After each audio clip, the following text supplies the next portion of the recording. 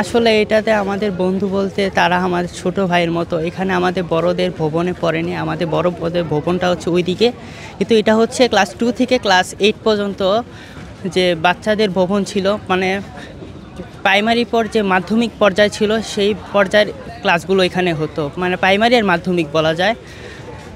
বলতে গেলে বিমানটা পড়েছিল ক্লাস 3 যে ভবন, মানে 3 যে ক্লাসটা, ওই ক্লাসটার মধ্যে পড়েছিল, কিন্তু একটার সময় ছুটি হয়ে গিয়েছিলো। কিন্তু অনেক বাচ্চার জন্য ওই দিন সম্ভবত এমটি পরীক্ষায় যারা মানে টেস্ট, মানে কি বলে, ক্লাস টেস্ট পরীক্ষায় যারা খারাপ করেছিল তাদের গার্জিয়ান ডাকার কথা ছিল।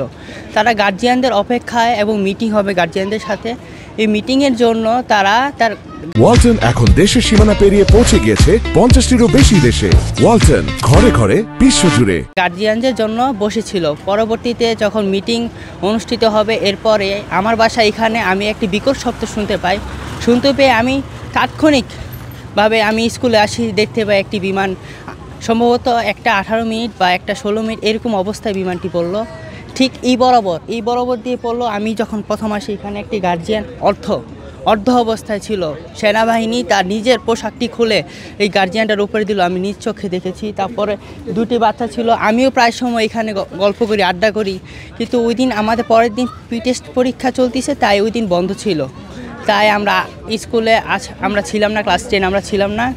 পরে আমরা যখন আসি তখন দেখতে পাই এই অবস্থা। তখন আমি আমার লাইফে কোনো দিন দেখি নাই যে মানুষ এইভাবে মারা গিয়েছে বা অর্ধমর্ত এমন আগুনে পুড়ছে, এগুলো আমি কখনো দেখি না। এগুলো দেখে আমি এখনও রাতে ঘুমাতে পারি না।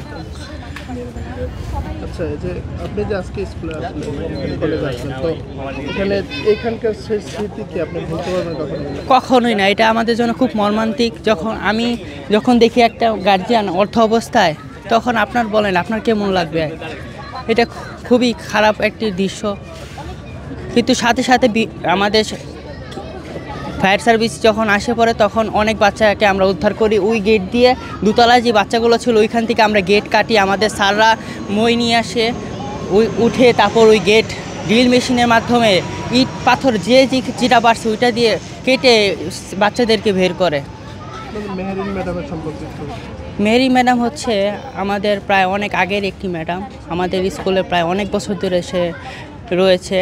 সে আমাদের ম্যাডাম বলে ভুল হবে, সে আমাদের মার মতো। একজন শিক্ষক হচ্ছে একজন মার মতো, এবং একজন শিক্ষক বাবার মতো। তারা আমাদের বাবা মার পরে তারাই আমাদেরকে সঠিক পথটি দেখায় এবং পড়ালেখায় সাহায্য করে। তার কথা কীভাবে বলবো, সে চাইলে বের হয়ে যেতে পারতো, সে তার সন্তানদেরকে রেখে সে বের হয়নি, সে তাদেরকে নিয়েই সে আগুনে পুড়ে সে মৃত্যুর সাথে শয্যা হয়ে সে প্রথম অবস্থায় বের হয়ে গিয়েছিল অর্ধেক, কিন্তু সে পরবর্তীতে আবার সে দেখে তার ছোট ছোট বাচ্চারা সে ক্লাসে রয়েছে, সে তাদেরকে উদ্ধার করতে যায়, পরবর্তীতে সে সেই দুর্ঘটনার শিকার হয়। এভাবে শিক্ষিকাকে হারালেন, এটা নিয়ে আপনার মন্তব্য? অনেকে বাচ্চা হারিয়েছে, অনেক এরকম আছে, তার এক ছেলে পড়ে বড় ক্লাসে, আরেক ছেলে পড়ে ছোট ক্লাসে, সে আসছে তার বাচ্চাকে নিতে, সে নিজেও মারা গিয়েছে। তার বাচ্চা তার বাপ মাকে খুঁজছে, কিন্তু তার বাপ মাদের পাচ্ছে না। এরকম অনেক ঘটনাই হয়েছে হাসপাতালে।